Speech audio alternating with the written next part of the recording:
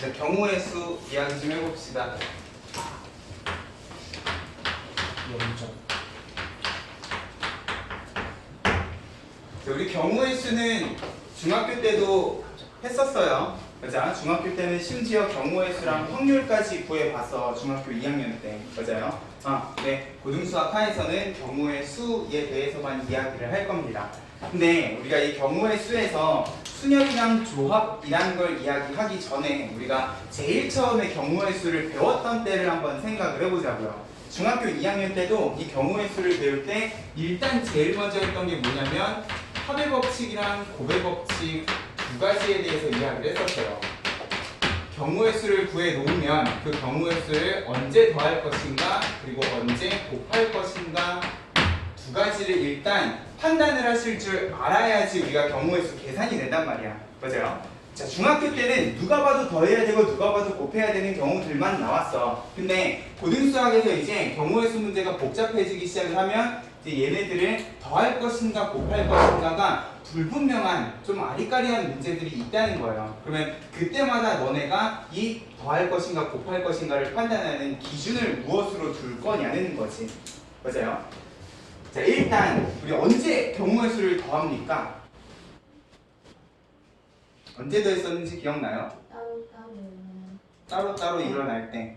보세요. 지금 여기 네모 박스에도 뭐라고 적혀 있어? 동시에 일어나지 않을 때 라고 적혀 있어요.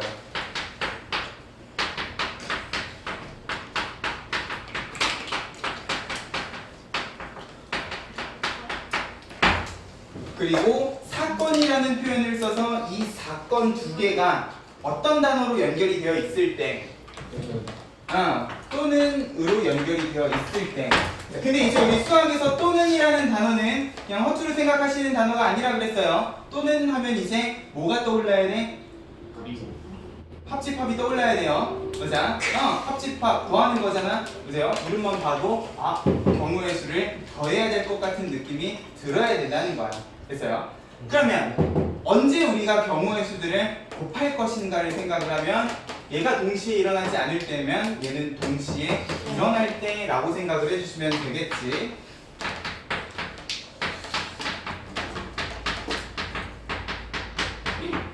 그리고 동시에 일어나는 거기 때문에 두 사건이 그리고라는 단어로 연결이 되어 있으면 그 두 사건은 경우의 수를 곱해야 되는 사건이구나 라고 생각을 해주시면 된다는 거야. 그렇죠? 근데 이렇게 동시에 일어나지 않을 때 동시에 일어날 때 라고만 분류를 해놓으면 나중에 가서 결국 동시에 일어나지 않는 것 같은데도 막 곱해야 되는 경우가 있고요. 동시에 일어나는 것처럼 생겼는데도 더해야 되는 경우가 되게 애매한 경우들이 있다는 거야. 해서 일단 여기 합의 법칙, 곱의 법칙에다가 한 가지씩만 더 적읍시다. 우리가 경우의 수를 언제 더할 것이고 언제 곱할 것인가. 자, 일단 184쪽에 보면은 사건과 경우의 수라고 돼 있거든요. 일단 경우의 수 단원에서 우리가 집합의 관점으로 이야기하지는 않을 거예요. 실제로 우리가 경우의 수를 나중에 확률과 통계에서 확률 단원으로 가면 집합의 관점으로도 생각을 하기는 할 건데, 자, 일단 거기 첫 번째 네오박스에 있는 사건에다가 동그라미 치고요. 어떤 실험이나 관찰에 의해서 일어나는 결과라고 되어 있는데 사건에다가 동그라미 치고 집합이라고 좀 적어놨으면 좋겠어. 우리가 앞으로 어떤 사건이 있으면 그 사건을 집합의 관점에서도 생각을 하면 경우의 수 문제를 풀기가 매우 좋다는 거야. 예를 들어서 밑에 있는 얘 보입니까? 주사위 한 개를 던졌을 때 짝수의 눈이 나오는 경우 밑에 사건이라고 적혀있죠. 그러면 이 경우는 주사위를 던졌을 때 나오는 눈이 2인 경우, 4인 경우, 6인 경우에서 세 가지다 라고 되어 있는데, 그러면 그 사건에다가 동그라미 치고 그 사건을 내가 어떤 집합이라고 하면 이 집합은 안에 2랑 4랑 6이 들어간 집합이구나 라고 이야기를 해줄 수도 있다는 거예요. 그리고 이 경우가 세 가지인 이유는 결국 나올 수 있는 눈이 세 개이기 때문에 그러는 거잖아. 그죠? 그러면 집합의 관점에서 우리가 경우의 수는 어떻게 생각을 해주면 되냐? 바로 2번의 경우의 수에다 동그라미 치고 집합의 원소의 개수라고 생각을 해주면 될 것 같아. 결국 이 집합 안에 들어가는 원소가 2, 4, 6 3개이기 때문에 경우의 수를 생각을 하면 이 안에 들어가는 원소의 개수 3개 하고 읽어주면 된다는 거야. 그래서요. 그러니까 수학 하에서는 이 집합의 관점에 대해서 진지하게 이야기를 하지는 않겠지만 나중을 위해서 우리가 이 경우의 수, 사건이라는 거를 집합의 관점에서도 생각을 해줄 수가 있겠구나 라고 기억을 해주면 좋겠어요. 자, 그럼 이런 관점에서, 사건의 관점에서 우리가 언제 경우의 수를 더할 것인가 곱할 것인가. 자, 더할 때는 이런 경우야. 내가 원하는 사건이 끝난 경우의 수들끼리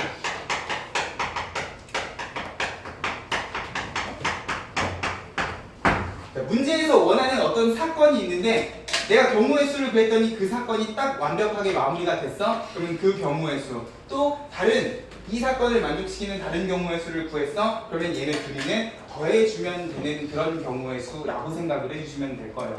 그래서요. 그럼 문제에서 원하는 사건이 어떤 사건인지도 우리가 꼼꼼하게 읽어주셔야 된다는 거야. 내가 경우의 수를 구했는데 여기까지 구한 경우의 수가 내가 원하는 사건을 만족을 시키는가 안 시키는가. 쉽게 얘기하면 게임이 끝났는가 안 끝났는가를 판단을 해주면 된다는 거지. 그래서 그러면 곱하는 거는 언제 곱해주면 되냐? 사건이 아직 끝나지 않은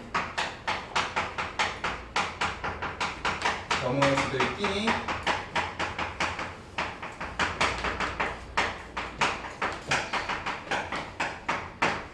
곱하기 계산을 해서 내가 원하는 사건을 완벽하게 끝낼 수 있게끔 만들어주면 된다는 거예요. 됐습니까? 예를 들면 이런 거야. 네, 촬영 때문에 실명을 거론을 할 수는 없겠지만 그냥 효석이네 집이라고 합시다. 네, 효석이네 집에는 티셔츠가 5개, 바지가 3개가 있어요. 그러면 얘가 이 5장의 티셔츠랑 3장의 바지를 입고 밖에 나갈 수 있는 경우의 수는 8가지야, 15가지야? 15. 누가 봐도 15가지죠. 이걸 8가지라고 얘기하는 사람은 뭔가 사회적으로 문제가 있는 사람일 거예요. 맞아요? 그냥 티만 입고 나가도 된다라는 의미인 거잖아. 8가지라는 거는. 맞아요? 그렇기 때문에 얘네 둘이는 동시에 일어나야, 둘 다 입어야 내가 입고 나갈 수 있는 경우의 수라고 생각을 해주면 될 겁니다. 맞아요? 자, 근데 여성의 경우에는 원피스를 가지고 있는 여성도 있을 거 아니야? 만약에 집에 원피스가 2개가 있는 사람이다. 그러면 내가 얘네들을 입고 나갈 수 있는 경우의 수는 이제 이 15가지에다가 2가지는 더하는 거야, 곱하는 거야? 더해도 되는 거죠. 맞아요? 이렇게는 더해도 돼. 왜? 원피스는 그냥 하나만 입고 나가도 되기 때문에. 어떤 느낌인지 알겠어요? 이런 식으로 내가 구한 경우의 수들끼리 더할 것인가 곱할 것인가는 얘네들을 다 곱했을 때 사건이 끝나는가 아니면 안 곱해도 사건이 끝나는가 가지고 판단을 해주시라고. 됐습니까? 그래서 항상 우리가 경우의 수 문제를 풀 때 제일 먼저 고민을 해야 되는 게 합의 법칙이랑 곱의 법칙이에요. 그래서 그 중에서도 우리가 이제 오늘 이야기할 순열이라는 거, 그리고 내가 좀 이따가 이야기할 조합이라는 경우의 수는 결국 누구에 대한 공식이냐면 곱의 법칙에 대한 공식이거든. 나중에 수열에 대해서 정리를 해보면 알겠지만 얘네는 경우의 수를 쭉 곱하는 공식이 나올 거예요. 그러면 수열 조합을 가지고 내가 곱의 법칙을 간단하게 정리를 할 수 있는 방법에 대해서 이야기를 하면 이것만 가지고는 우리가 모든 경우의 수들을 다 풀어줄 수는 없을 거야. 맞아요? 그렇기 때문에 수열 조합 이전에 우리가 경우의 수 문제를 풀 때에는 항상 누구를 신경을 먼저 써주셔야 되냐? 이 합의 법칙을 항상 제일 먼저 신경을 써주셔야 된다는 거야. 문제가 그냥 쉬운 조건만 주어져 있는 게 아니라 어려운 조건이 주어져 있을 때 그 조건을 만족시키기 위해서 내가 분류해야 되는 것들이 무엇인가. 예를 들면 요거 같은 경우에는 티랑 바지를 입고 갈 것인가 아니면 원피스를 입고 갈 것인가, 크게 2가지 경우로 우리가 경우의 수를 나눠서 생각을 해줄 수 있을 거란 말이야. 그럼 이렇게 각각 2개로 나눈 경우의 수는 1번은 1번대로 입고 나갈 수 있는 경우, 2번은 2번대로 입고 나갈 수 있는 경우란 말이야. 맞아요? 이렇게 내가 제일 처음에 문제의 조건에 맞게끔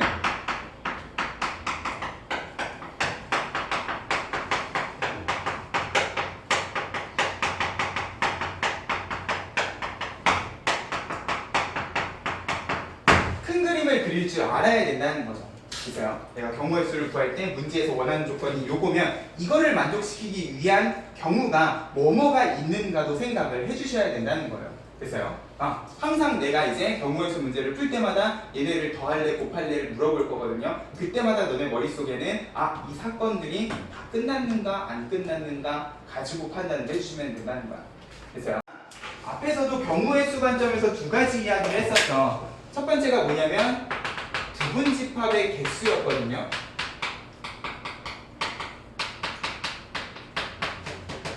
원소가 3개인 집합의 부분집합은 몇 개였어?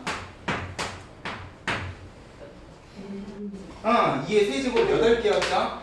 그럼 2의 세제곱이라는 거는 결국 각각의 원소가 가질 수 있는 경우의 수 두 가지를 더한 거야, 곱한 거야? 곱한 거예요. 왜? 내가 부분집합을 만들려면 1도 써줘야 되고 2도 써줘야 되고 3도 다 써야지만 부분집합이 끝나는 거잖아.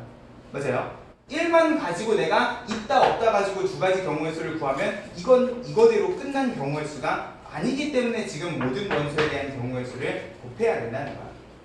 맞아요? 그치? 우린 자연스럽게 곱했다는 거지. 또 함수의 개수 구할 때에도 마찬가지로 내가 경우의 수의 관점에서 생각을 하자 그랬어요. 1, 2, 3에 A, B, C가 있으면 내가 만들 수 있는 함수의 개수는 1이 찍을 수 있는 Y가 몇 가지? 3가지. 2가 찍을 수 있는 Y도 3가지. 3이 찍을 수 있는 Y도 3가지에서 3, 3, 3을 더했어 곱했어? 곱했죠. 왜? 얘도 Y를 찍어야 되고 얘도 Y를 찍어야 되고 얘도 다 Y를 찍어줘야지만 내가 원하는 함수가 완성이 되기 때문에 1만 Y를 찍으면 2, 3이 안 찍었잖아. 2, 3이 안 찍으면 걔가 함수예요? 아니란 말이에요. 맞아요? 그렇기 때문에 지금 각각의 X 정의역의 원소에 대해서 가질 수 있는 경우의 수를 다 곱했어요. 맞아. 이런 느낌으로 문제에서 원하는 조건을 다 만족을 시켰느냐 안 시켰느냐 가지고 우리가 경우의 수를 언제 곱할 것인가 언제 더할 것인가를 판단을 해줄 줄 알면 좋겠다는 거. 됐습니까? 일단은 우리가 순열조합 이야기하기 전에 이 합의법칙, 고배법칙이랑 관련된 문제들을 좀 먼저 풀어보고 이야기를 할게요. 적어놨죠? 합의법칙, 고배법칙. 특히 합의법칙에다가는 이것도 같이 좀 정리를 해놓으세요. 자, 다음 페이지 개념을 익히기 235번만 간단하게 봅시다. 자, 분식점에서 김밥 4개, 라면 3개, 볶음밥 3종류를 판매하고 있는데 이 중에서 한 가지 음식을 택하는 방법의 수 그랬어. 그러면 여기 있는 4랑 3이랑 3은 곱하는 거야, 더하는 거야? 더하는 거죠. 맞아요. 이걸 곱하는 사람은 뭐예요? 좀 식사량이 많은 사람일 거예요. 맞아요? 하나씩은 다 선택을 하는 경우에 쓰면 뭐야? 곱하기라고요. 근데 지금 문제에서도 한 가지 음식을 택하는 경우라 그랬으니까 전체 10개 중에서 그냥 하나만 고르면 되는 거죠. 맞아요? 문제 상황을 보고 더할 것인가 곱할 것인가를 판단을 해주라. 됐죠? 어렵지 않아. 자, 187쪽으로 가보자. 필수 예제 1번. 자, 1부터 100까지 자연수가 하나씩 적힌 100장의 카드에서 한 장을 뽑는데 자, 1번 12의 배수 또는 13의 배수 카드가 적힌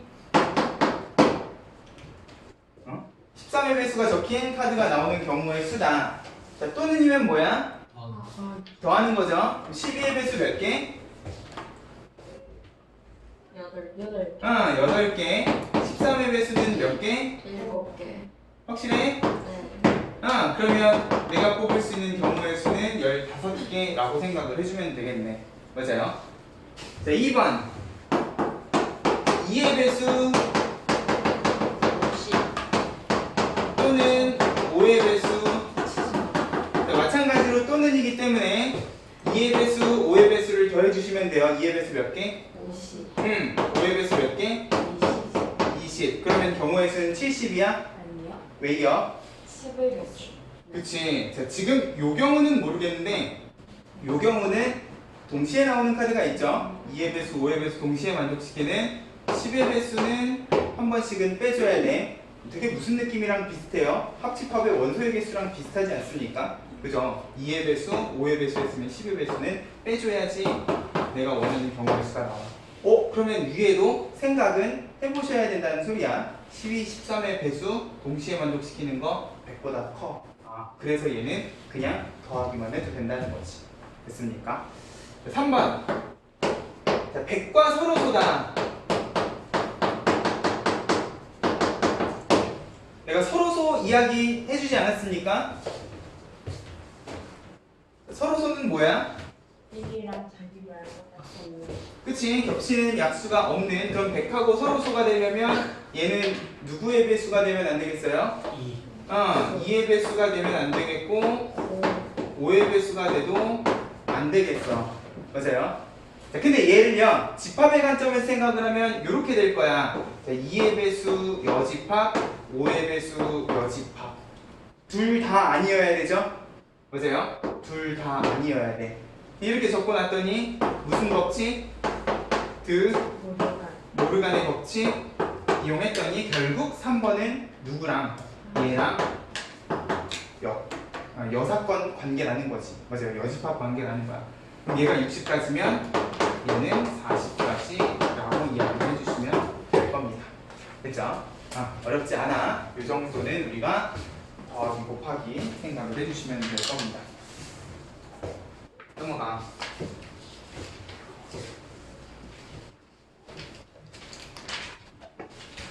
필수예제 2번.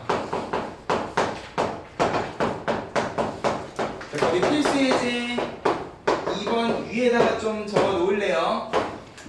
방정식, 부등식의 해.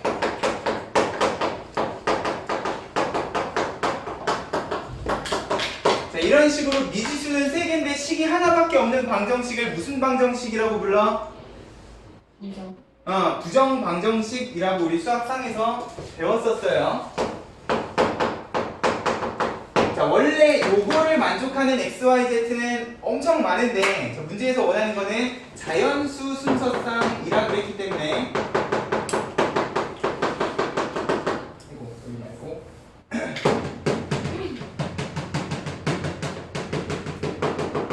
자연수면 생각보다 그렇게 많지는 않을 거야. 맞아요? 자, 근데 이걸 따질 때 가능하면 누구부터 따져주시냐? 개수가 큰 문자부터. 자, 지금부터 내가 노란색으로 정리해주는 설명은요 유형마다 기억을 해주시면 참 좋겠어요.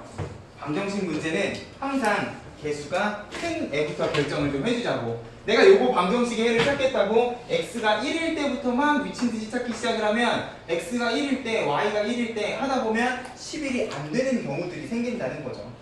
맞아? 그러면 얘를 쉽게 찾아주고 싶으면 z부터 1인 경우, 2인 경우 이런 식으로 생각을 해주셨으면 좋겠다는 거야.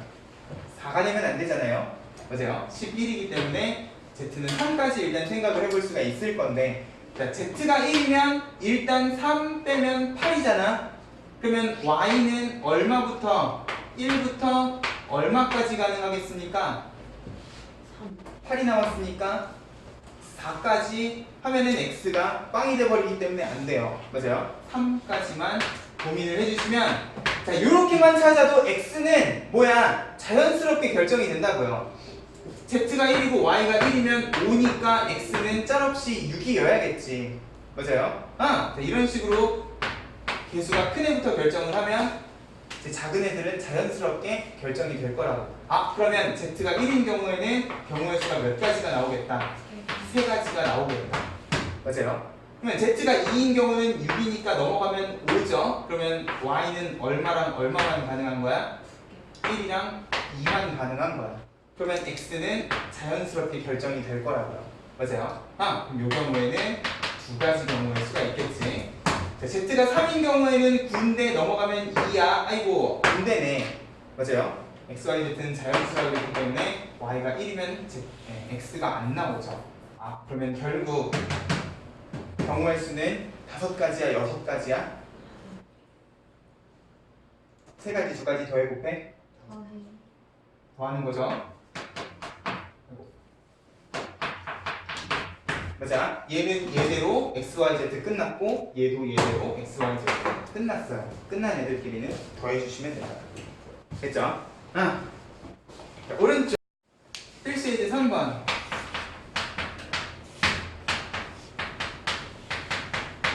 다항식의 전개식에서 항의 개수를 구하시오 그랬어요. 자, 근데 결국 전개에서 나오는 항은 무슨 법칙을 따라?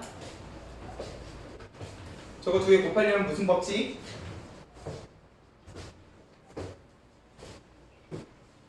어머 무슨 법칙? 분모. 그래 분배 법칙. 이거 어렵습니까? A 플러스 B 플러스 C XYZ 곱하면 A는 A대로 3번, B는 B대로 3번, C는 C대로 3번이잖아. 맞아요? 이렇게만 해봐도 항은 9개겠구나 하고 나오는데 자, 이 9라는 거를 우리가 어떻게 생각을 해줄 수도 있냐. 자, 결국 분배 법칙이라는 건 뭐예요? 요 괄호 안에서 하나를 뽑아다가 이쪽 괄호 안에서 하나 골라서 곱하면 하나의 항이 되는 거 아니야? 그죠?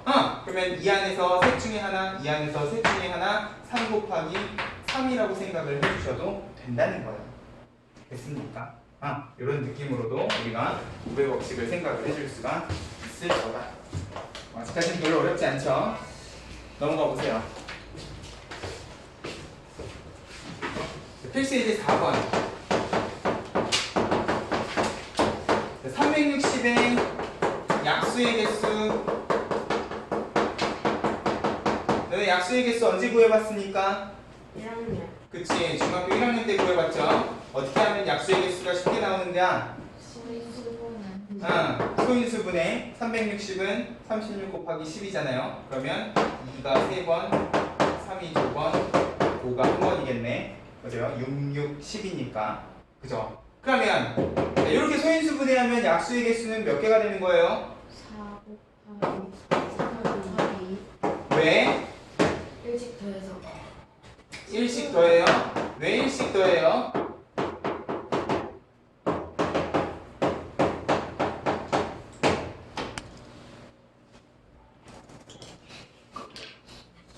그냥 그러라니까 그러는 거예요?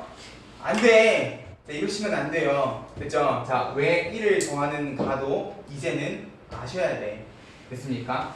자, 일단 얘는 숫자가 크니까 요거 가지고 한번 생각을 해보자. 그냥 36으로 갈게요.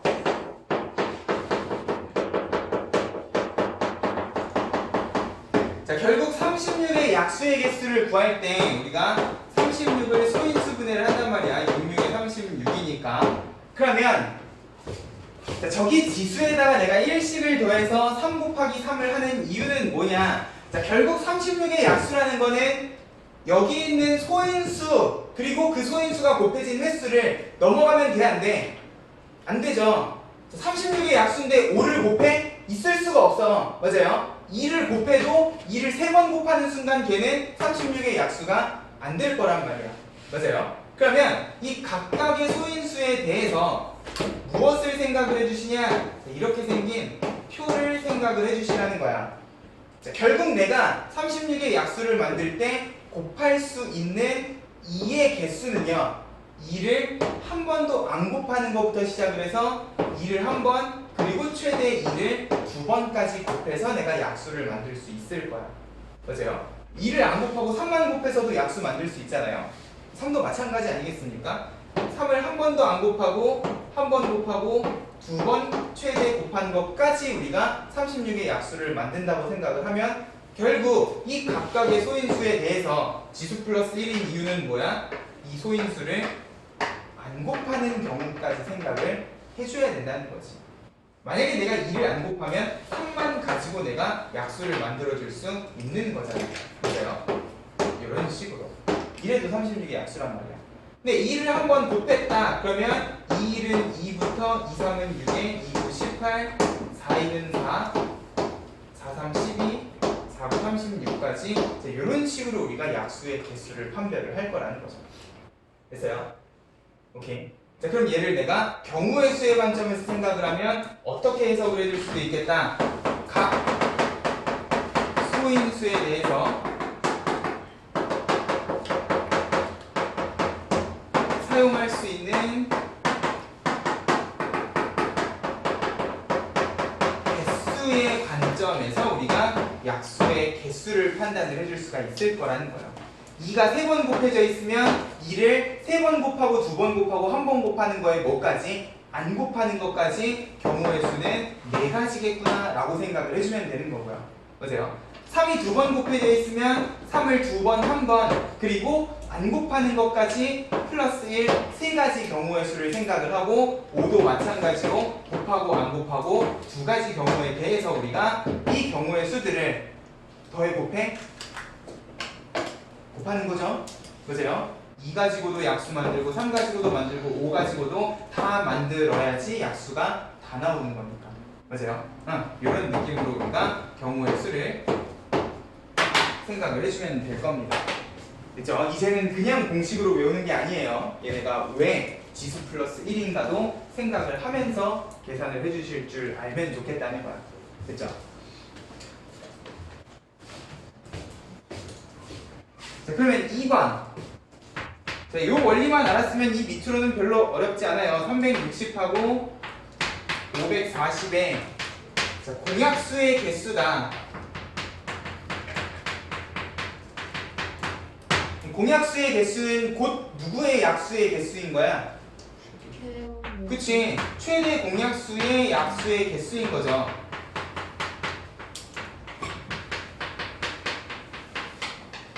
그러면 360이랑 540의 최대 공약수는 얼마?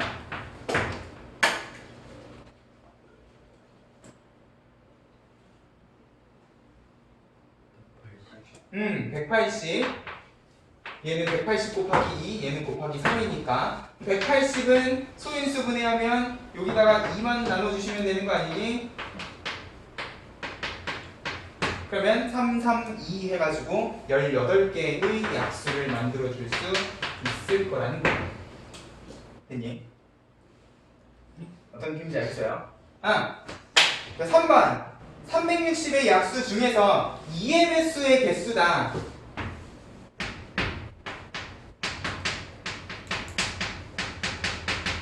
자, 우리가 약수의 개수를 구할 때 그냥 지수 플러스 1 하면 이런 식으로 2의 배수, 3의 배수를 찾을 때 힘들어요. 자, 근데 우리는 요거에 대해서 이미 이야기를 했기 때문에 자, 그러면 내가 360의 약수 중에서 2의 배수를 찾고 싶어. 그러면 걔는 2가 무조건 몇 번은 곱해져 있어야 돼? 한 번은 곱해져 있어야 되는 거죠. 보세요. 자, 지금 여기 24개에는 어떤 경우에서도 포함이 돼 있어? 2를 안 곱하는 경우까지 포함이 돼 있어요. 근데 2를 안 곱하면 걔는 2의 배수니? 3하고 5 가지고만 만들면 절대로 2의 배수가 될 수가 없죠. 그러면 내가 2의 배수를 만들고 싶다. 그럼 여기 있는 소인수 2는요. 경우의 수가 몇 가지가 된다고 생각을 해주시면 돼? 이제 4가지가 아니라 3가지라고 생각을 해주시면 된다는 거예요. 왜? 2는 무조건 한 번은 곱해져 있어야 되기 때문에 한 번, 두 번, 3번 곱하는 경우만 생각을 해주면 된다는 거지. 3이랑 5는 상관없죠? 3은 안 곱해도 상관이 없어요. 5도 마찬가지고. 맞니? 2의 거듭제곱만 플러스 1을 빼고 생각을 해주시면 된다는 거야. 그쵸? 항상 약수의 개수는 이제 각각의 소인수를 사용할 수 있는 개수, 가지수, 경우의 수가 어떻게 되는가의 관점에서도 따져주실 줄 알면 좋겠다는 거. 됐습니까? 왜 3 곱하기 3 곱하기 2가 되는가 잘 좀 정리를 해놓으세요. 자, 필수예제 5번 말로 가자 도로망 우리 중학교 때도 봤잖아요. A 도시에서 출발해서 B 도시로 가는 경우의 수. 그러면 자, 여기에서 우리가 그려야 되는 큰 그림은 어떤 큰 그림? 그치. A에서 B로 갈 때 위에 C를 거쳐서 가는 경우랑 B를 거쳐서 가는 경우. 자, 얘네 둘이는 뭐야? 둘 다 A에서 B로 가는 그림이에요. 그러면 그 두 개는 분류를 했으면 나중에 경우의 수를 더해야 되겠구나 라는 생각이 들어야 된다는 거지. 됐어요? 자, 그러고 나서 이제 첫 번째 A에서 C를 거쳐서 B로 가는 경우의 수는 몇 가지 몇 가지? 세 가지니까 더해 곱해 곱하는 거죠. 9가지. D를 거쳐서 B로 가는 경우의 수는 뭐야? 그치, 2가지, 3가지에서 6가지. 그럼 9가지, 6가지는 더해주시면 된다는 거야. 됐죠? A에서 B로 가는 큰 그림을 생각을 해서 합의 법칙, 각각의 경우에 대해서 고를 법칙이라고 생각을 해주시면 돼요. 자, 그럼 2번. 자, 조건이 조금 바뀌었습니다. 동건이와 수진이가 A에서 출발해서 B 도시로 가는 경우의 수, 사람이 2사람이에요. 그리고 한 사람이 지나간 중간 도시는 없다라고 돼 있어. 그럼 우리는 일단 어떤 큰 그림을 생각을 해야 돼? 동건이가 위쪽 길로 가면 수진이는 아래쪽 길로 가셔야 되는 거고요. 맞아요? 근데 자, 그렇게만 가? 아니죠. 동건이가 아래쪽 길로 가고 수진이가 위쪽 길로 가는 경우도 있을 거란 말이야. 맞아요? 이 2가지를 나눠서 생각을 해주셔야 돼요. 자, 동건이가 위로 가는 건 9가지, 동시에 수진이가 밑으로 가는 건 6가지. 그러면 이번에는 9랑 6이랑 더해 곱해? 곱하는 거지. 맞아요? 그럼 9, 6에 54. 또는 뭐야? 동건이가 아래쪽으로 6가지, 수진이가 위로 9가지. 이것도 마찬가지로 곱하는 거죠. 똑같이 54. 54랑 54는 더해 곱해? 더하는 거. 됐죠? 똑같은 도로망인데도 불구하고 문제 조건에 따라서 분명히 더했던 경우의 수를 곱해야 되는 경우도 있을 거라는 거예요. 사람이 2명이고 동시에 가야 되면 경우의 수는 곱하는 경우도 있을 거라는 거죠. 됐습니까? 넘어가. 자, 필수지 6번에다 적어놔라. 색칠하는 방법의 수 위에요.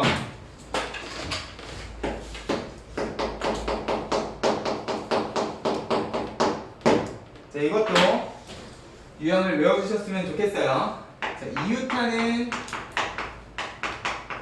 면이 가장 많은 놈부터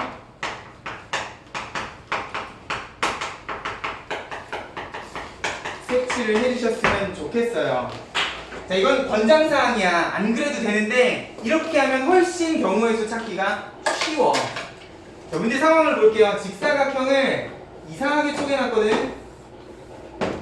이렇게 이렇게 이렇게 이렇게 해서 A, B, C, D, E 라고 해놨는데, 자, 5개의 영역을 5가지 색으로 칠하는데 한 번만 쓰는 게 아니라요. 지금 이 문제에 같은 색을 중복을 해서 써도 좋으나 어떻게 인접한 면에는 다른 색을 칠했으면 좋겠다라고 돼 있어. 맞아요? 이게 그냥 사이좋게 하나씩 칠하는 거면 5, 4, 3, 2, 1 하면 되거든요. 근데 얘는 썼던 색을 또 쓸 수 있는 상황이란 말이야. 맞아요? 자, 이런 경우면 어디서부터 이웃하는 면이 가장 많은 놈부터 누구? A. 그치, A는 지금 4개의 면하고 이웃하고 있기 때문에 여기다가 일단 몇 가지? 일단 5가지 색 중에서 하나를 칠하는 거야. 자, 그러고 그 다음으로 이웃한 면이 많은 애가 누굽니까? C, D. C 아니면 D죠. 그러면 내가 C에다가 먼저 칠한다. 근데 이미 A에 색이 하나 칠해져 있어요. 그러면 C는 나머지 4 중에 하나를 칠해야 될 겁니다. 맞아요? 또 그 다음은 D에다가 내가 칠하는데 이 D는요 이미 이웃한 면에 2개나 색이 칠해져 있어. 그러면 얘는 셋 중에 하나를 칠해야 될 거야. 이렇게 이웃한 면이 많은 애들부터 칠하고 나면 이제 B랑 E는 어떻게 돼요? 그치? 여기에 칠한 색, 여기에 또 칠해도 상관이 없다고. 맞아요? 얘는 이웃한 면이 이렇게 파란색, 녹색밖에 없잖아. 그러면 얘네 둘만 빼고 나머지 3가지 색을 다 칠해도 된다는 거야. 맞아요? 또 얘는요 마찬가지로 이웃한 면은 A랑 D밖에 없기 때문에 저 2가지 색만 빼고 나머지 3가지 색을 칠하면 얘랑 얘는요 이웃하지 않은 면은 우리가 굳이 신경을 안 써도 된다는 거야. 실제로 먼저 칠해진 이웃한 면의 색깔만 빼고 우리가 색칠을 해주면 된다는 거지. 됐죠? 자, 그러려면 어떻게 이웃한 면이 많은 놈부터 칠해 나가기 시작을 해주셨으면 좋겠다는 거야. 됐습니까? 색칠하기는 항상 이런 느낌으로 기억을 해주셔. 발전 예제 7번 중요합니다. 발전 예제는 언제나 어렵고 중요해요.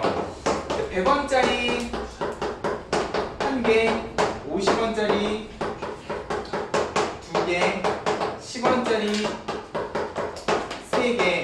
자, 일부 또는 전부를 사용해서 거스름돈 없이 지불할 때 자, 다음을 구하시오 그랬는데 두 가지가 있어요. 하나는 지불하는 방법의 수고요.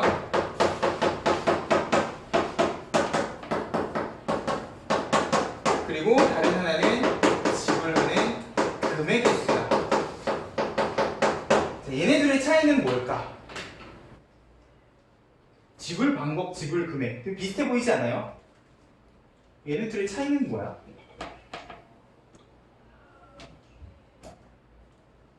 별 차이를 못 느끼겠어요? 자, 얘네들이 이런 느낌이에요. 자, 지금 보면 100원 하나랑 50원 두 개가 있거든요.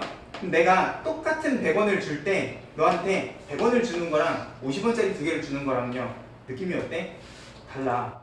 그죠? 그러니까 똑같은 100원을 줘도 100원 하나를 주는 거랑 10원짜리 10개를 주는 거랑은 다르잖아요, 느낌이. 그죠? 지불 방법은 그걸 구분하라는 거야.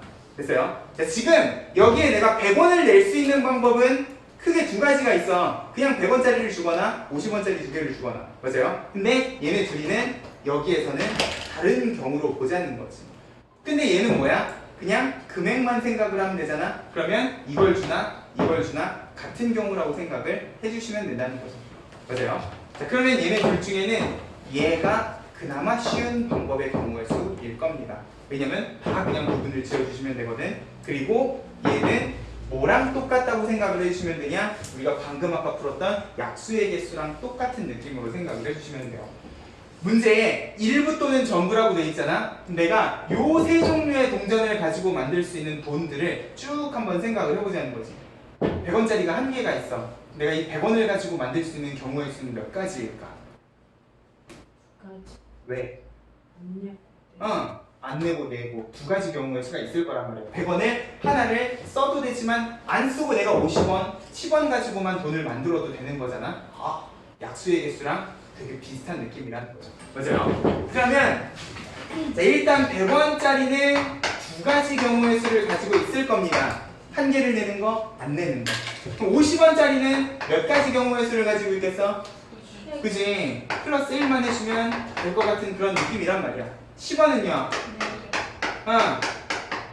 그러면 여기 있는 경우의 수들 다 어떻게? 곱해? 확실해? 다 써야 끝나는 거니까 이 경우의 수들을 다 곱해요.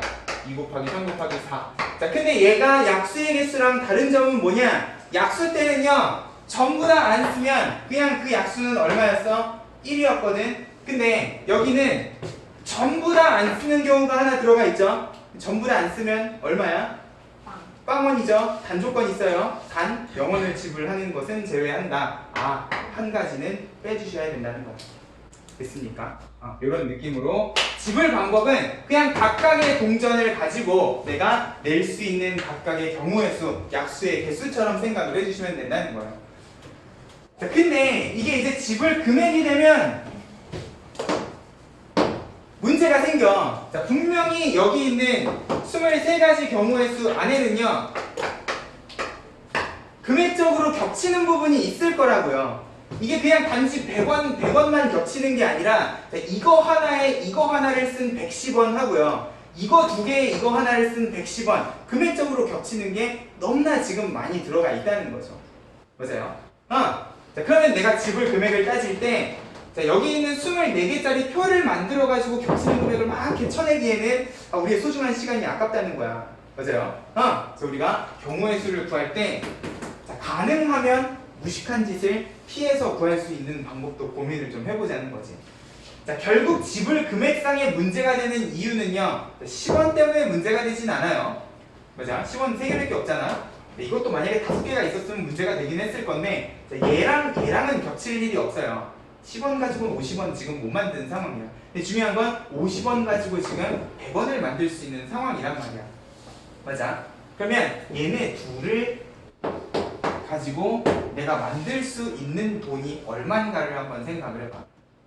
50원 두 개랑 100원 하나를 가지고 내가 얼마를 만들 수가 있을 것인가? 0원, 50원, 100원, 150원, 200원일 거예요. 맞아요? 겹치는 금액을 고려를 해서 내가 얘네 가지고 만들 수 있는 돈을 생각을 하면 0원, 50원, 100원, 150원, 200원 5가지거든. 근데 이 5가지는요 누구 가지고 또 다 만들 수 있느냐? 이 100원짜리 한 개를 50원짜리 두 개로 다 고쳐버려도 똑같이 만들 수 있는 경우의 수일 거야. 맞아요? 자, 어차피 이거 하나 쓰는 거랑 이거 두 개 쓰는 거가 똑같으면 그냥 여기 있는 100원 한 개를요 50원짜리 두 개로 고쳐버리면 자, 결국 얘네 둘 가지고 만들 수 있는 모든 돈을요 50원짜리 몇 개가 4개가 똑같이 만들어낼 수 있단 말이야. 맞아요? 50원이 4개면 경우의 수가 몇 가지야? 5가지야. 어떻게 5가지? 이렇게 되면 50원만 가지고 만들었기 때문에 이제 겹치는 경우를 고려를 할 필요가 있다는 거예요. 그래서 이런 느낌으로 겹치는 금액이 생기면 얘네는요 항상 어떻게 고쳐주시면 되냐? 낮은 단위 화폐로 전부 고쳐버린 다음에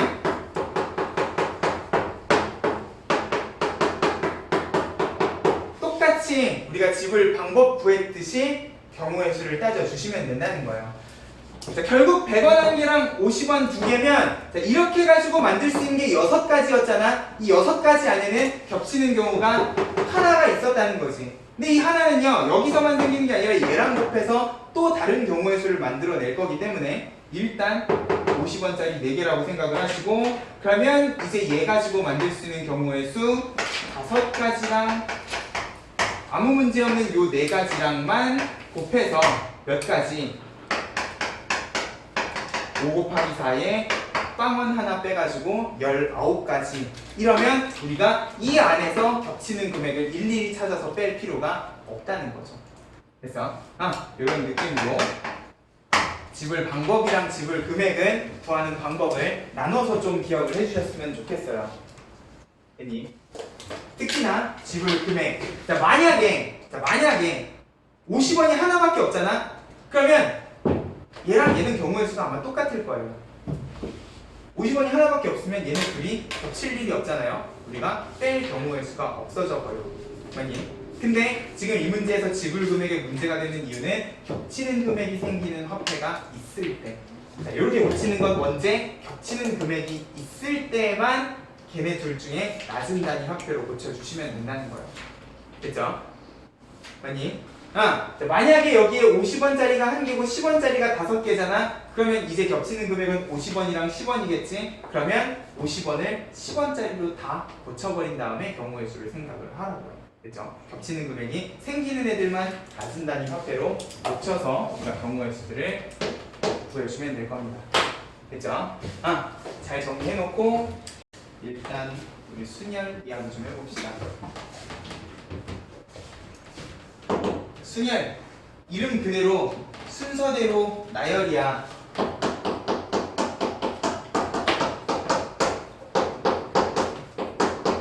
우리 순서대로 나열하는 경우의 수 중학교 때 해봤죠? 맞아요? 5명 중에서 3명을 나열하고 싶다. 일단 제일 먼저 해야 되는 게 뭐야? 3명이 들어갈 자리부터 만들어 주시고 여기에다가 이제 첫 자리부터 몇 가지? 5가지. 그 다음에는 4가지. 그 다음에는 3가지. 자, 그러고 나서 얘네들은 더해 곱해? 곱해. 3명이 다 써야지 3명 나열인 거니까. 그죠? 자, 이런 식의 계산 순열에서 똑같이 해주실 거라는 거예요. 그죠? 자, 근데 중학교 때랑 고등학교 때랑 다른 점은 뭐냐? 이제 저 경우의 수를요, 자리를 만들어서 5, 4, 3하고 집어넣던 경우의 수를 기호로도 좀 나타내 줄 수 있었으면 좋겠다는 거야. 자, 결국 일반화를 했을 때 n개 중에서 내가 r개를 순서대로 나열하고 싶다. 그러면 중학교 때는 어떻게 했었냐? r개의 자리를 만들어 놓고요. 어떻게 했어? n에서부터 쭉 1씩 줄여가면서 곱해 나갔단 말이야. 보세요. 제일 처음에 들어갈 수 있는 게 n개 중에 하나면 그 다음에는 그거 하나는 빼셔야지. 보세요. 하나씩 하나씩 빠지다가 자, 결국 마지막에는 어떤 숫자가 들어가게 될 것인가? 1 알겠는데요. R N 빼기 R. n 빼기 r 영. n 빼기 r 플러스 1. 자, 이거는 외우실 필요 없어요. 이건 외우는 거 아니야. 우리 경우의 수 구할 때 이거 외워가지고 집어넣었니? 아니죠. 5명 중에 3명은 그냥 5부터 세게만 적어주시면 되는 거였잖아. 맞아요? 자, 적자면 그렇다는 거예요. 왜냐면 자, 여기서부터 알게면 생각을 해봐. 제일 처음에는 빼기 0이잖아. 빼기 1, 빼기 2 하면은 그 다음에 제일 마지막에 가면 r 빼기 2를 빼는 거예요. r 빼기 1을 뺐으니까 빼기 r 더하기 1이겠지. 맞아요? 근데 이거는 외우시는 게 아니에요. 그냥 나는 n에서부터 개수만큼만 어떻게 해주시면 돼?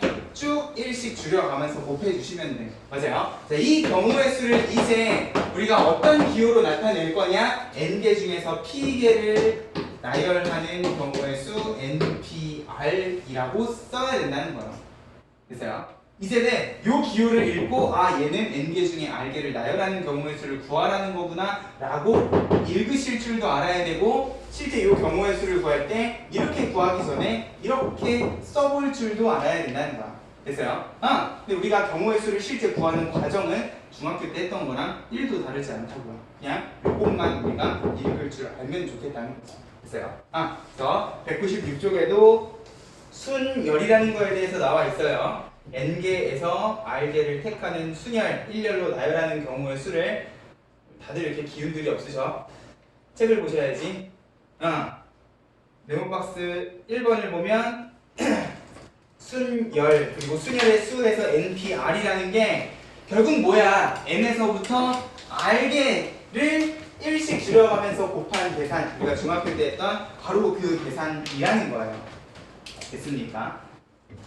그래서 P라는 기호를 읽고 쓰는 연습을 우리가 고등수학에서는 해줄 거라는 거지. 자, 오른쪽에 보면은 NPR의 계산을 해가지고 이 순열하고 관련된 몇 가지 공식들이 정리가 돼 있어. 자, 일단 계승이라는 거 이야기하기 전에 바로 2번부터 이야기를 하면 자, 그러면 내가 n개 중에서 n개를 나열하는 경우의 수는 n개를 전부 다 나열하는 거잖아. 그럼 자리가 몇 개가 되겠어요? n개의 자리를 만들어 놓고 n에서부터 1씩 쭉 줄여 나가면 결국 얘는 얼마부터 얼마까지 곱이 될 거야? n에서부터 n개 다 곱하면 제일 끝에는 몇 개가 남겠니? 1이 남겠죠. 맞아요. 이런 식으로 1부터 n까지를 다 곱해 주시면 된다는 거야. 근데 마침 이 1부터 n까지 곱하라 라는 뜻을 가진 기호가 거기 나와 있는 계승기호 팩토리얼이라는 거예요. 내가 이 n이라는 숫자에다 느낌표를 딱 붙이면 n 하고 읽는 게 아니라 뭐라고 읽는 거야? n 팩토리얼이라고 읽는 거야. n 팩토리얼은 뭐냐? 자, 거기도 나와 있지만 1부터 n까지 자연수를 차례대로 곱한 것이라고 돼 있어요. 자, 팩토리얼이라는 거는 경우의 수 때문에 나온 기호는 아니에요. 얘는 n 팩토리얼하고 적혀 있으면 1부터 시작해서 n까지를 곱하는 거다 보니까 이 순열하고는 느낌이 달라. 순열은요 얼마부터 곱하기 시작하는 거야? n부터 1씩 줄여나가면서 곱하는 거라고요. 맞아요? 근데 그 중에서도 특히나 1까지 곱하는 거는 우리가 이제 팩토리얼이라는 기호를 이용해서도 나타내 줄 수 있겠구나 라는 거지. 됐어요? 그래서 마침 팩토리얼이라는 기호가 숫자를 쭉 바꿔가면서 1부터 n까지 곱하는 거다 보니까 이제 우리가 이 순열이라는 걸 계산을 할 때 팩토리얼을 이용을 해서도 나타내 줄 줄 알면 좋겠다는 거야. 됐어요? 생각을 한번 해보자. 자, 그러면 n개 중에 n개가 아니라요. n개 중에 r개만 내가 나열하는 경우의 수를 팩토리얼 가지고 나타내주고 싶다라고 하면 내가 얘를 n 팩토리얼 하는 순간 이 안에는 얼마까지 곱이 다 들어가 있는 거야? 1까지 곱이 다 들어가 있는 거야. 근데 내가 원하는 건 1까지 곱이 아니잖아요. 맞아요? 그러면 불필요하게 곱해진 애들을 나눗셈 계산으로 정리를 좀 해줬으면 좋겠는데 자, 그러면 내가 팩토리얼을 했을 때 여기에 곱해지게 되는 숫자들을 한번 생각을 해보자는 거지. 이거보다 1 작은 건 누구예요? 왼쪽이요. n 빼기 r이죠. 여기서부터 시작을 해서 1씩 쭉 줄여나가면 얘는 2 곱하기 1까지 해서 1부터 n까지 곱이 될 거야. 맞아요? 그리고 1부터 n-r까지니까 당연히 얘는 몇 개겠어요? n-r개겠지. 맞아요? n개 중에서 r개를 뺐으니까 n-r개일 거야. 그렇기 때문에 그 다음 숫자는 플러스 1을 해주신다 라고 기억을 해도 되는데 이건 외울 필요가 없다고. 자, 지금 NPR에서 필요 없는 부분이 딱 요만큼이잖아. 이만큼은 다시 1부터 곱으로 나타내 주실 수 있네. 1부터 얼마까지 곱이야? n 빼기 r까지 곱이에요. 그러면 내가 이 순열이라는 거를 팩토리얼만 가지고 나타내주고 싶다라고 하면 n 팩토리얼을 얼마로 나눠주시면 되냐? n 빼기 r 팩토리얼로 이렇게 나눠주셔도 된다는 거예요. 됐어요? 자, 근데 이거는 기호를 읽을 때 수식적으로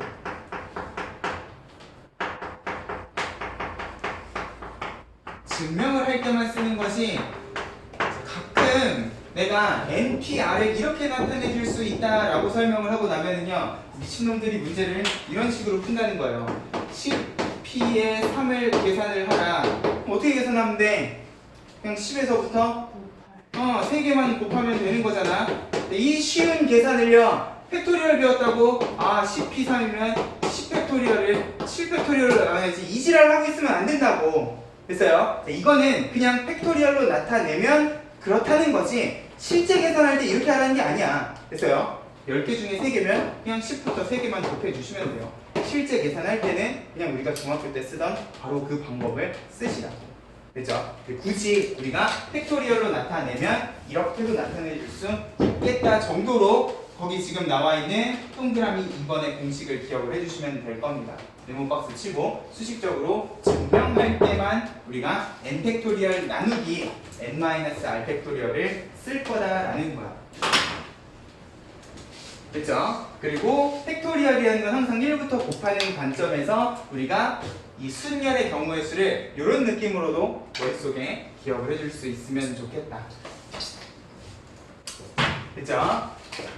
자, 그리고 다시 동그라미 1번을 보면 자, 여기 NPN 말고 또 뭐가 있느냐? NP0이라는 게 있어요.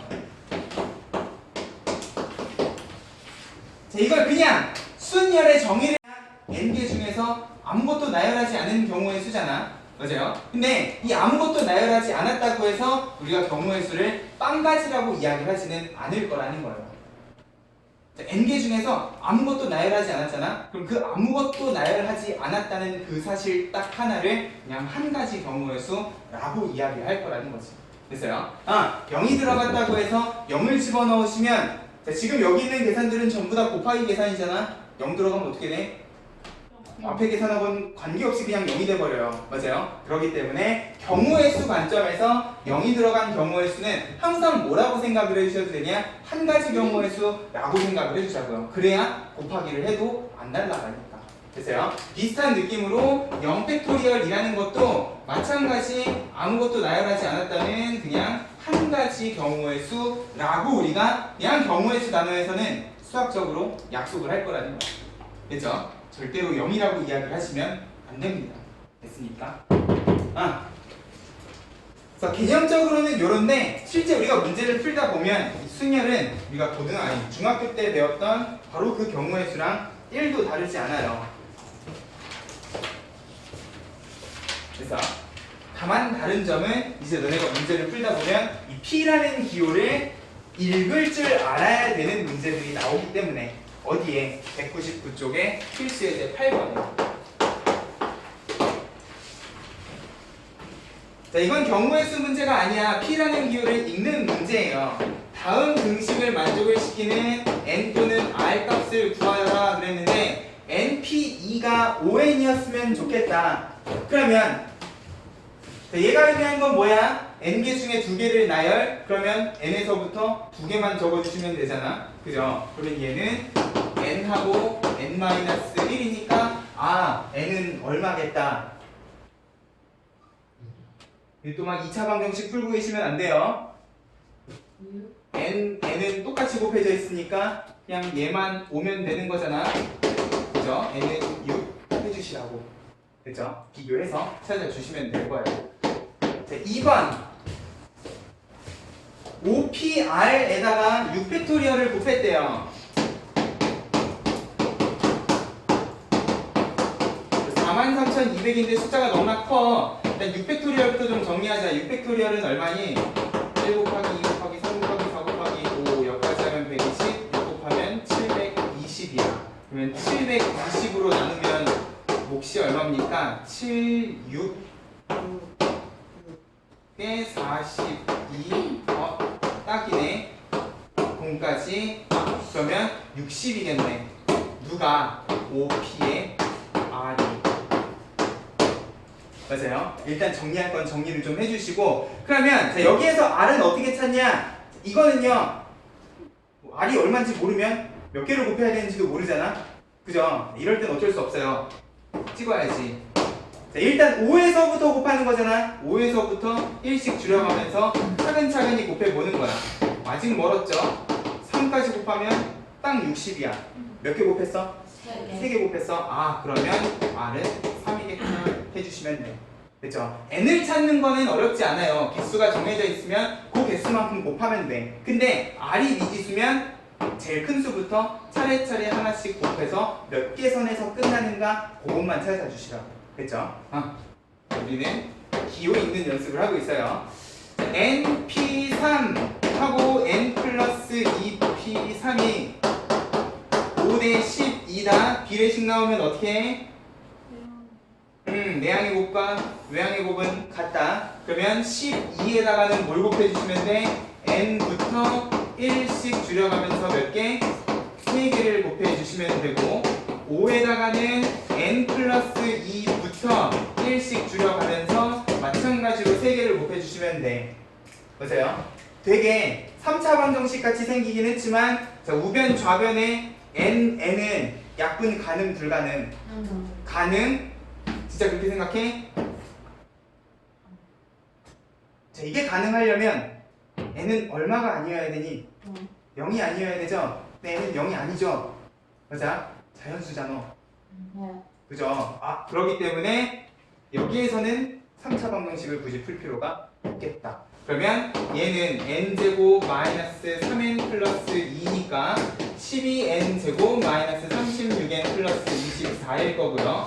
이쪽은 n제곱 플러스 3n 플러스 2니까 5n제곱 플러스 15n 플러스 10 그러면 얼마니?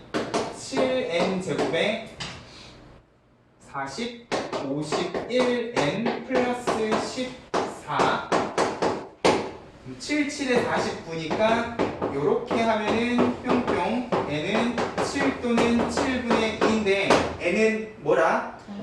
자연수기 때문에 7이겠구나. 계산이 필요한 건 계산도 해주셔야 된다고. 됐죠? 근데 중요한 건 이 p라는 기호를 너네가 읽을 수 있느냐 없느냐 그거 하나만 지금 보는 거예요.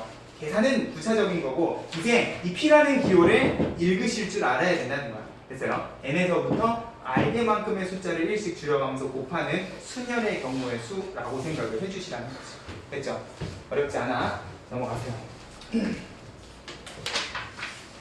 자, 이제 본격적으로 순열의 수하고 나오는데 자, 이것도요 우리가 중학교 때 했던 것처럼 그냥 구구절절 숫자만 적어가지고 경우의 수를 구할 게 아니라 자, 이왕 배웠으니까 배운 거 써먹어 보자고요. 자, 1번 5명의 학생을 일렬로 세우는 방법. 어디 5명 다 세우는 거잖아. 5P5라고 해주셔도 되고 5P5는 그냥 팩토리얼로 정리하셔도 되고 1부터 5까지 곱하면 120이에요. 자, 2번 3명을 뽑아 일렬로 세운다. 5명 중에 3명을 나열하는 거니까 5, 4, 3, 60까지 쓰실 줄 알았으면 좋겠다고요. 그냥 5, 4, 3 하지 말고. 됐어요? 3번 대표 1명, 부대표 1명이다. 이건 나열이 아닌데 그래도 느낌이 어때요? 3번에다가 별표 치고 하나만 적자. 자, 우리가 순열이라는 경우의 수는요 분명히 일렬로 나열에서 온 건데 이 일렬로 나열이라는 건 뭐야? 자리가 바뀌면 경우의 수가 달라지는 경우예요. 맞아요? 세 명이 일렬로 쓰는데 니네 셋이 이렇게 쓰는 거랑 자리가 바뀌면 다른 경우가 되는 거잖아. 대표, 부대표도 마찬가지라는 거지. 맞아요? 자, 자리는 두 개야. 대표가 들어갈 자리랑 부대표가 들어갈 자리 두 개인데 사람이 5명이면 일단 5명 중에 1명, 나머지 4명 중에 1명을 집어넣어. 자, 만약에 내가 대표를 하고 네가 부대표를 하는 거랑요, 네가 대표를 하고 내가 부대표를 하는 건 분명히 느낌의 차이가 있죠. 맞아요? 같은 경우야 다른 경우야? 다른 경우야. 맞아요? 그렇기 때문에 이런 식으로 나열은 아니지만 순서가 바뀌면 다른 경우가 되는 문제는 마찬가지로 뭐라고 생각을 해주시면 돼? 순열이라고 생각을 해주시면 된다는 거야. 아, 그러면 얘도 나타내자면, 기호로 나타내자면 OP2 해서 20가지 해주시면 좋겠다는 거지. 그쵸? 헷갈리면 자리 만들어서 경우의 수 넣어보면 돼요. 우리가 원래 중학교 때도 그렇게 했었으니까. 맞습니까? 자, 오른쪽. 자, 이웃하거나 이웃하지 않는 필수의 10번에다가 별표 3개만 좀 쳐놔라. 자, 남학생 4명과 여학생 3명을 일렬로 나열한답니다. 근데 자, 여자 3명이 이웃했으면 좋겠대요. 자, 요거는 정리를 좀 하고 넘어가자. 자, 이웃하게 나열하는 경우의 수는 이 이웃해야 되는 여자 3명을요 이리저리 그냥 다 다른 사람이라고 생각하고 나열을 해버리면 분명히 떨어지는 경우가 있을 거란 말이야. 맞아요? 자리를 7개를 만들어 놓고 76543 하면은 그 76543 안에는 여자 3명이 붙어 있을 거라는 보장이 없죠. 맞아요? 그렇기 때문에 이웃했으면 좋겠는 애들은 어떻게 일단 생각을 해주시면 되냐? 한 덩어리라고, 한 몸이라고 생각을 하고 얘는 붙여놓고 나열하는 경우의 수라고 좀 생각을 했으면 좋겠다는 거예요. 그래서 이웃했으면 하는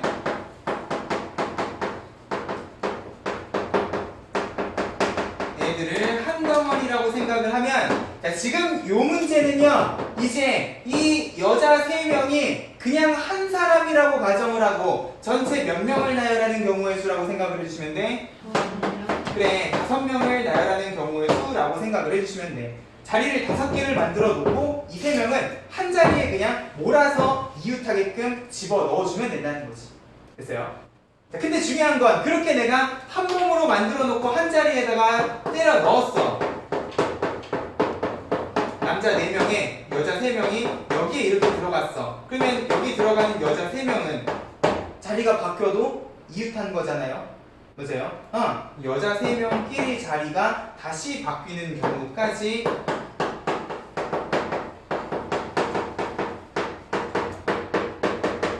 해야 된다는 거예요. 그래서 이웃한 그 덩어리 안에서도 자리가 바뀌는 경우의 수를 고려를 하면 이제 요 안에 여자 3명이 다시 안에서 일렬로 나열이 되는 3팩토리얼을 추가로 곱해주시면 여자 3명이 이웃해서 나열이 되는 모든 경우가 들어가 있을 거라는 거죠. 됐어요? 이웃하게 나열하기는 이렇게 생각을 해주시면 돼요. 됐죠? 계산은 알아서 120이랑 6 알아서 곱하시면 돼요. 자, 근데 바로 2번에다가도 별표를 좀 쳐봐. 자, 이번에는 여자끼리 이웃하지 않았으면 좋겠대요.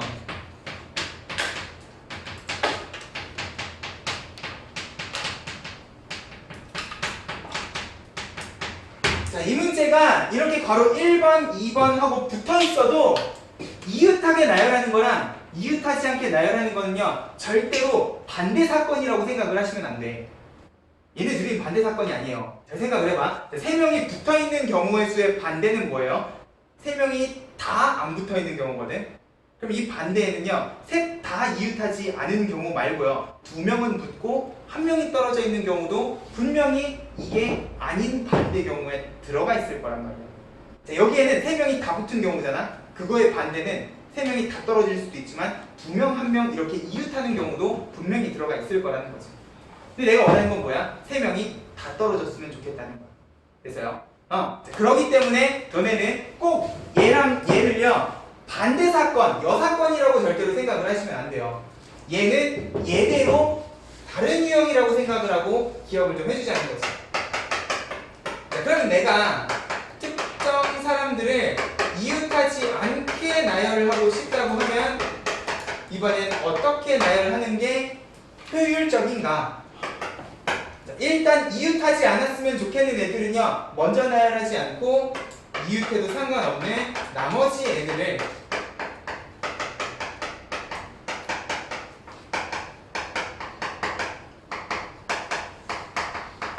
먼저 나열할 겁니다. 일단 남자 4명을 먼저 나열을 할 거라는 거지.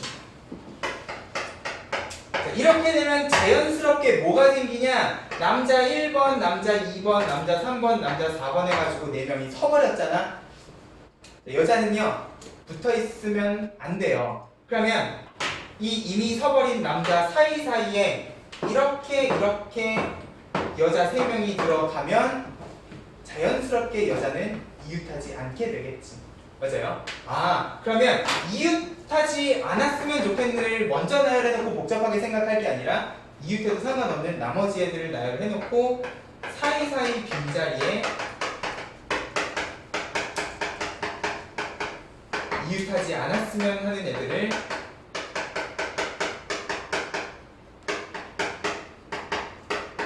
나열했으면 좋겠다는 거야.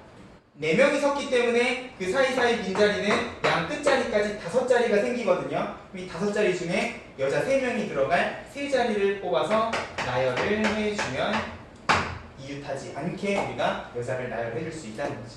그죠? 항상 사이사이에다가 집어넣으면 붙어있지 않는다라는 사실을 이용을 해서 이웃하는 경우의 수랑 이웃하지 않는 경우의 수는 절대로 반대 사건이라고 생각을 하시면 안 된다. 그렇죠? 이웃하는 건 이웃하는 거대로, 이웃하지 않는 건 이웃하지 않는 거대로 다른 유형으로 아예 따로 외워주시라고요. 됐습니까? 잘 좀 정리를 해놓으시고 3번 자, 남녀가 교대로 섰으면 좋겠다. 근데 남자가 4명이고 여자가 3명이네요. 교대로 쓰려면 짝없이 누구부터 서야 돼? 남자부터 써야지. 여자부터 쓰면 나중에 남자가 하면 남잖아요. 그죠? 4명, 3명이기 때문에 어쩔 수 없이 남자부터 차례대로 이렇게 교대로 서주면 될 거야. 자, 이렇게 되면 이것도요. 자리는 7개지만 남자가 들어갈 자리는 그냥 4자리인 거고요. 여자가 들어갈 자리는 그 사이에 3자리일 거기 때문에 7명을 나열하는 게 아니라 남자는 남자대로 여자는 여자대로 이렇게 나열해 주시면 될 겁니다. 됐죠? 자, 근데 이게 4명, 3명이라서 얘는 지금 이렇게 한 가지밖에 없어요. 근데 만약에 이 남자랑 여자랑 명수가 똑같다고 생각을 하면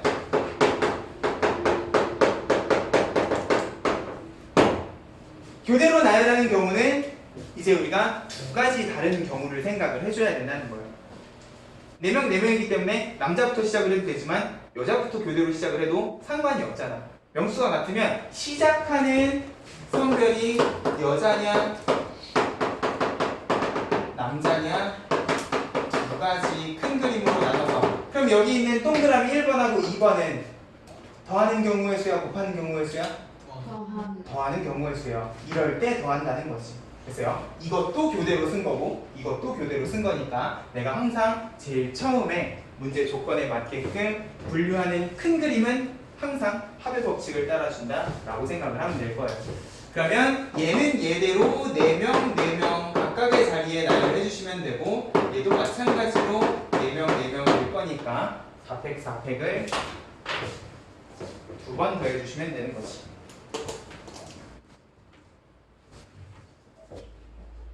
됐어요? 교대로 나열하는 건 명수가 같을 때랑 다를 때 내가 따져줘야 되는 큰 그림이 다르다라는 것도 잘 좀 기억을 해줍시다. 넘어가세요. 자, 필수예제 11번 트라이앵글 무슨 뜻이야? 삼각형이야. 자, 8개의 문자를 일렬로 나열하고 싶다.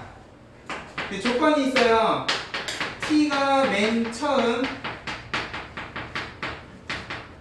l이 맨 끝에 오는 경우의 수. 뭐야?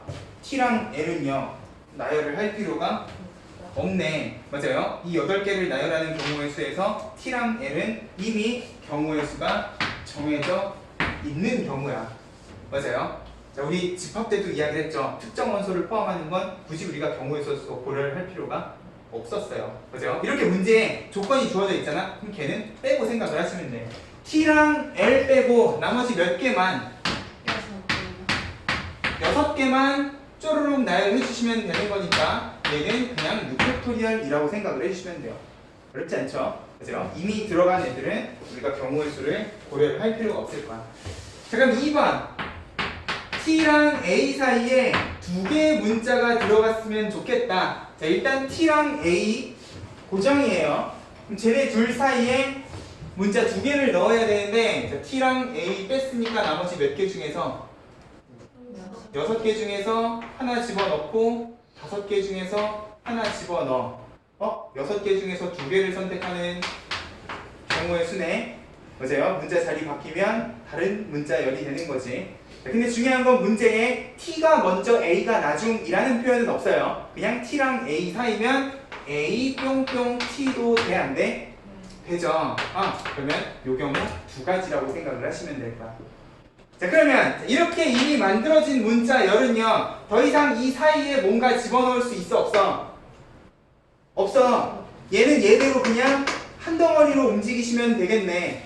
맞아요? 그러면 TA에 만약에 내가 RI 집어넣고 이렇게 한 덩어리를 만들었으면 이제 결국 나열하는 전체 문자가 몇 개라고 생각을 해주시면 되는 거야?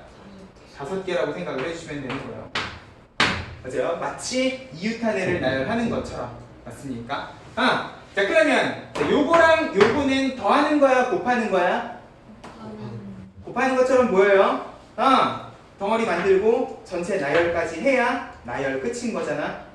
덩어리 만들고 끝이 아니죠. 그죠? 걔네들 전부 다 나열하는 것까지 생각을 하면 얘네는 곱하는 경우의 수야. 됐습니까? 3번 적어도 한쪽 끝에 자음이 오는 적어도 밑줄 그어라.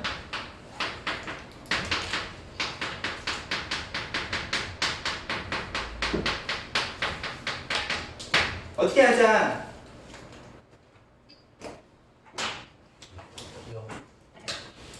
적어도 나오면 뭐 하자? 그래, 반대 사건 생각하자. 왜? 적어도 한쪽 끝에 모음이 온다는 거는요 몇 가지 경우를 포함하고 있는지 알아? 3가지 경우를 포함하고 있단 말이에요. 적어도 한쪽 끝에 자음이기 때문에 이쪽 끝에 자음, 이쪽 끝에 모음 들어가도 한쪽 끝에 자음인 거잖아. 맞아요? 여기에 모음, 여기에 자음 해도 상관이 없을 거고요. 둘 다 자음이어도 상관이 없는데 이걸 일일이 다 구하는 것보다 우리는 반대 경우에 뭐만 따져주면 양 끝에 모음만 이렇게 들어가는 경우 하나만 구해서 빼주면 맞아요? 양 끝이 모음인 반대 사건만 우리가 생각을 해줘도 될 거라는 거야. 트라이앵글의 모음 몇 개입니까? 자음 모음은 다들 아시죠? 그렇죠? A, I, E 3개예요. 그러면 일단 요 2자리에 뭐가 들어가죠? 셋 중에 2개를 선택을 해서 나열을 해주셔야 돼. 맞아요? 그렇게 해서 모음 2개 넣었으면 가운데 나머지 6개 어떻게 나열을 해주시면 된다고. 근데 이건 우리가 원하는 경우의 수야? 아니죠. 정확히 반대 경우의 수예요. 그러면 얘를 어디에서 빼주시면 돼? 그치, 전체 8개를 아무 생각 없이 나열한 모든 경우의 수에서 빼주시면 돼. 맞습니까? 됐죠? 이런 식으로 적어도라는 말이 들어가면 항상 반대 사건을 생각을 해주자. 됐죠? 내가 웬만한 경우의 수 문제는 계산 안 하고 지금 넘어가는데 너네는 계산까지 해주셔야 돼요. 자, 특히나 이런 문제 풀 때요. 해설 봐봐. 8팩 빼기 30 곱하기 600 해가지고 4320 막 미친듯이 계산했거든. 너네는 이런 무식한 짓 하시지 말라고요. 어떻게 계산할래? 묶어요. 그래, 내 질문의 의도를 파악했으니까 이런 거 1부터 8까지 곱하기 하지 말라고요. 무식하게. 8팩토리얼이라는 건 1부터 8까지 곱이죠. 그 안에 1부터 6까지 곱이 있어요. 여기도 1부터 6까지 곱이고 공통인수죠. 묶으면 여기는 8이랑 7이 남겠지. 여기는 3이랑 2가 남겠지. 8, 7이 56에서 2, 3은 6 빼면 50이죠. 훨씬 계산하기 편해? 안 편해? 편하죠? 보세요. 무식하게 1부터 8까지 곱하고 1부터 6까지 곱하고 이러지 말라고요. 그래서 계산은 가능하면 똘똘하게 해줄 수 있었으면 좋겠다. 사소한 계산 하나도 무식하게 하지 말라는 거야. 그죠? 자, 필수 예제 12번. 숫자 카드 0, 1, 2, 3, 4, 5 6개를 가지고 4개를 택해서 4자리 자연수를 만들고 싶다. 우리 이런 거 중학교 때 해봤죠? 보세요. 숫자 카드 가지고 자연수 만들 때 너네가 조심해 주셔야 되는 게 뭐야? 앞자리. 그치. 0이 있으면 제일 앞자리에 0이 들어가는 경우는 빼주셔야 돼. 맞아요? 자, 1번 4자리 그냥 자연수라고 돼 있어요. 자리가 몇 개? 4개. 중학교 버전으로 가보자. 근데 중요한 건 숫자는 6개인데 천의 자리에는 들어갈 수 있는 숫자가 5개밖에 없네. 그죠? 1, 2, 3, 4, 5 중에서 하나를 뽑아주셔야 되고 그 다음부터 이제 0을 포함해서 다시 5가지, 4가지, 3가지 해주시면 돼요. 맞아? 그럼 이걸 우리가 P라는 기호를 써서 어떻게 나타낼 거냐? 천의 자리는 지금 6P4에 들어가 있는 거야? 아니죠? 천의 자리는 따로 생각을 해주셔야 돼. 그럼 얘는 천의 자리는 따로 하고 나머지는 이제 남은 5개 중에서 자유롭게 3개를 나열한다. 이런 느낌으로 생각을 해주시면 돼. 됐죠? P라는 기호를 써서 나타내는 것까지. 자, 짝수를 만들고 싶다. 그럼 이번에 어디부터 결정해야 되니까? 어디 끝에? 여기도 끝이잖아. 그래. 맨 끝, 여기도 맨 끝이잖아. 1의 자리, 좀 우리 수학적인 표현을 씁시다. 1의 자리부터 결정을 해야 돼요. 짝수가 되려면 1의 자리가 뭐여야 돼? 0, 2. 짝수여야지. 보세요. 근데 이것도 분류를 좀 해주자고요. 0, 2, 4. 내가 1의 자리에서 0을 써버렸어? 그러면 얘는 그냥 뭐야? 자유롭게 5개 중에서 3개를 나열해주시면 돼. 맞아요? 근데 이 2랑 4를 썼어. 0을 안 썼잖아? 그럼 마찬가지로 얘도 천의 자리는 넷 중에 하나만 골라주셔야 되고 그러고 이제 남은 넷 중에 2개를 이렇게 해주시면 돼. 근데 그게 2랑 4에 대해서 각각 2가지니까 요거 더하는 거 곱하는 거 더하는 거죠. 보세요. 끝났고 끝났어. 맞습니까? 이런 식으로 합의 법칙까지 생각을 해주시면 돼. 자, 그럼 4의 배수. 너네 4의 배수 만들어 봤니? 네. 4의 배수 어떻게 만들어요? 끝에 그치. 1의 자리, 10의 자리 두 자리만 4의 배수면 되는 거야. 자, 그러면 일단 끝에 두 자리부터 한번 결정을 해봅시다. 0, 1, 2, 3, 4, 5 가지고 만들 수 있는 4의 배수 작은 거부터 가자. 0, 4, 8 없고 12, 16, 20, 24에 28, 32, 36 없고 40에 44, 48, 52까지. 보세요. 총 하나, 둘, 셋, 넷, 다섯, 여섯, 7개인데 이것도 바로 2번처럼 분류를 하고 싶으면 어떻게 분류하자? 0이 있는 애들하고 없는 애들로 분류를 하자. 0이 있는 3가지는요 이제 어떻게 하면 돼? 나머지 4개 중에서 자유롭게 2개 나열해 주시면 돼요. 그죠? 근데 0이 안 들어간 나머지 4개는 천의 자리 조심을 해주셔야지. 맞아요? 1000의 자리에 들어갈 수 있는 건 셋 중에 하나고요.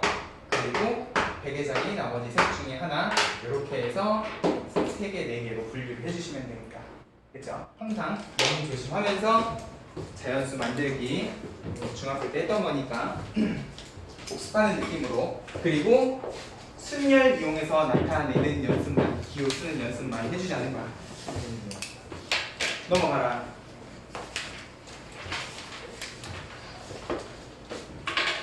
필수 예제 13번 사전식 배열이야. 사전식 배열이라는 건 무슨 소리예요? 순서를 무슨 순서? 그래, 사전 순서라는 거는 알파벳 순서인 거죠. 맞아요? 5개의 문자 A, B, C, D, E 한 번씩만 사용해서 사전식으로 배열을 한다. 자, 1번에 물어보는 거는 C, E, B, D, A야. 뭐 의미를 알 수 없는 단어가 몇 번째 오는가. 자, 이런 거 구할 때요. 마찬가지로 순열을 이용해보자는 거야. 일단 첫 글자가 C면은요. 누구는 제껴야 돼? A, B는 제껴야지. 제일 앞에가 A인 경우랑 B인 경우는 우리가 일일이 셀 필요 있어요? 없어요? 없어요. 그럼 제일 앞에가 A면 나머지 4개는 그냥 자유롭게 나열이 되는 모든 단어가 프로록 다 스킵이라는 거야. 맞아요? B도 마찬가지겠지? 그러면 시작하는 문자가 A, B인 경우는 4팩, 4팩 해가지고 24 일단 48개는 제끼는 거야. 됐어요? 자, 그러고 C로 가. 근데 두 번째 문자가 E잖아? 그럼 누구를 또 제껴야 돼? A, B, 자, C는 쓰셨어요. 맞아? D, 이렇게 3개를 제껴야 돼. 맞아요? 그러면 나머지 3개를 나열하는 이번에는 3팩을 3번 제낄 거야. 6 해서 18개를 제낄 거라는 거지. 그래서 이런 식으로 내가 문자열을 만들기 위해서 제껴야 되는 애들. 자, 세 번째는 B잖아. A 제끼면 2팩이죠. 2개는 또 넘어갈 거고요. C, E, B 하고 이제 남은 게 2개밖에 없으니까 A, D, D, A 이렇게 있겠네. 맞아요? 여기서 1개, 여기서 1개. 결국 얘는 몇 번째냐? 24, 24에 48에 18 하면은 66인가요?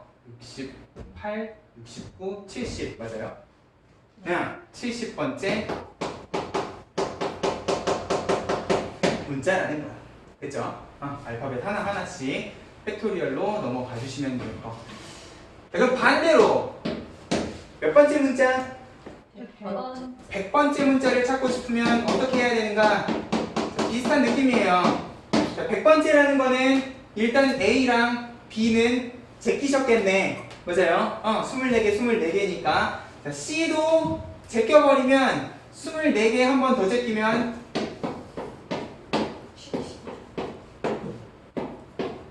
72. D 제낄 수 있어, 없어? 여기까지가 몇 개야? 96개야. 4번만 더 가면 되네요. 맞아요? 그러면 시작하는 문자는 E에 알파벳 순서대로 쭉 적어보자. 자, 이렇게 하면 97개야. 맞아요? 이렇게 둘이를 바꾸면 98이야. 맞아요? 그러면 얘도 한번 바꿔주셔야 되겠네. E, A에 C 하고 남은 문자 B, D 하면은 99야. 맞아요? 자리 바꾸면 100이야. 어떤 느낌인지 알겠죠? 이런 식으로 일단 넘어갈 알파벳들은 넘어간 다음에 우리가 찾아주면 될 겁니다. 어려워? 어려워요? 할만하죠? 이게 A, B, C, D, E면 할만해요. 근데 내가 여기까지만 설명하고 너네가 집에 가잖아? 그럼 이제 밑에 있는 프렌드를 보고요. 너는 뭘 할 거냐? 열심히 알파벳송을 읊을 거라는 거예요. A, B, C, D, E, F, G 이 지랄하고 있을 거라고. 안 봐도 뻔해. 자, 그러면 A, B, C, D 순서대로가 아니라 프렌드처럼 알파벳이 뒤죽박죽이다. 자, 이거를 한 번씩 사용해서 사전식으로 배열하는데 F, D, I, E, N, R 한다고 뭐 알파벳 송 불러 A, B, C, D, 아 그래 D가 첫 번째고 E, F, G, 아 이러지 말라고요. 됐어? 자 일단 이렇게 알파벳 순서가 아닌 애들은요 꼭 번호를 적어. 알파벳 송은 한 번만 불러. A, B, C, D, E, F, G, H, I, J, K, L, M, N, O, P, Q, R 번호 매겨. 됐어? 그러고 나서 다시 여기다가 번호를 매겨. F는 3, D는 1, I는 4, E는 2, N은 5, R은 6. 여기는 뭐만 해주시면 돼? 번호만 제끼시면 돼. 어떤 느낌인지 알겠어요? 3번으로 시작해서 1번에 4번이면은 2번 제끼시고 4번으로 가시고 이런 식으로 번호로 가시라고요. 됐죠? 번호 꼭 적어놔 지금. 자, 알파벳 하나 넘어갈 때마다 알파벳송 부르시면 안 돼요. 알겠죠? 꼭 번호 매겨서 사전식 배열 어렵지 않게끔 정리해 주셨으면 좋겠어.